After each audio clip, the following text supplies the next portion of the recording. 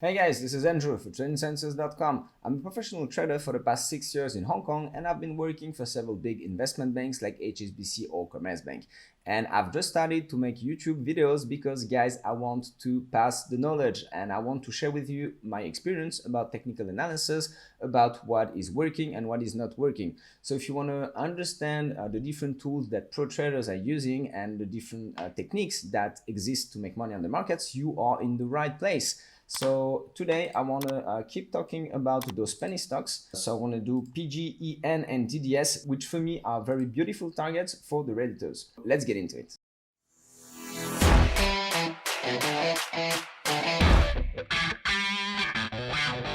So let's start with PGEN. So same thing, guys. If you watch my previous videos, I'm actually checking the market capitalization and the short interest. So basically, I found my stocks, I just hang out on these forums, Wall Street Bets. I go on Twitter and I check, the different stocks, for example, like this guy is talking about NYLD. I did this one, it's not nice. And, I basically do them one by one and I check the information. And the way I define my targets, I want a small market cap, I want a big short interest, and then I check if I have good signals on my chart.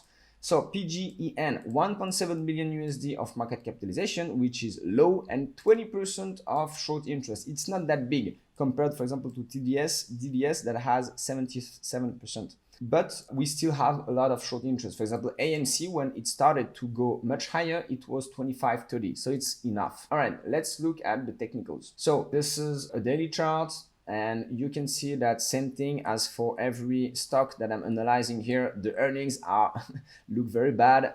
The stock dropped heavily from, it lost like 98% of its total value. And now it looks like we have some bullish signals. So the question is it the right time to buy? Guys, here I see a beautiful breakout and retesting the breakout.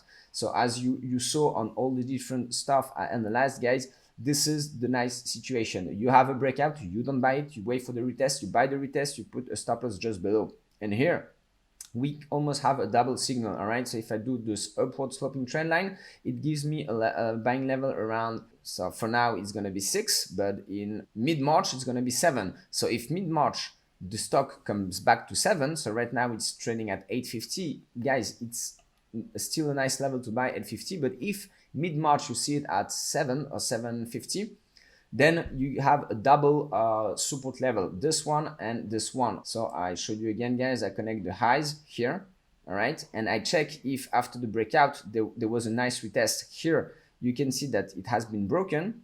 Let me zoom in a little bit so you see better. Has been broken but not long, and then we are just drifting here. So I think we might end up here around some mid-March, around 7 or something like this. And then, guys, you can put easily a buying signal here, buying level here, and a stop loss just below. So you can lose if you buy, or let's say at 740 and you stop loss at 650, you have 13% of maximum loss. And guys, what are the targets? Same thing, I try to see where I have a lot of consolidation. Here I have 1, 2, 3. Here I have the maximum. So of course it's a resistance. And then, guys, bam, 160%.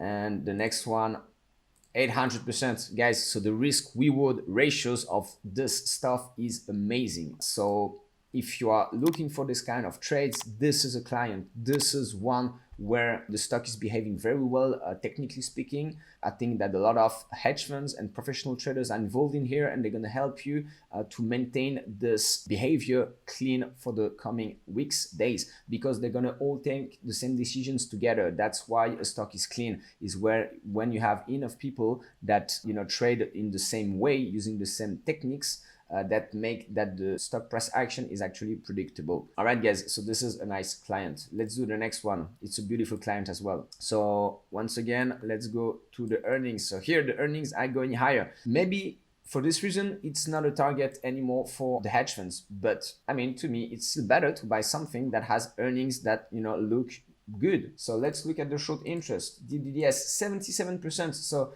I don't know why there is so much short interest on the stuff, because technically it looks good, the earnings are going higher. So maybe the costs are very high. I don't know, maybe the management is not good.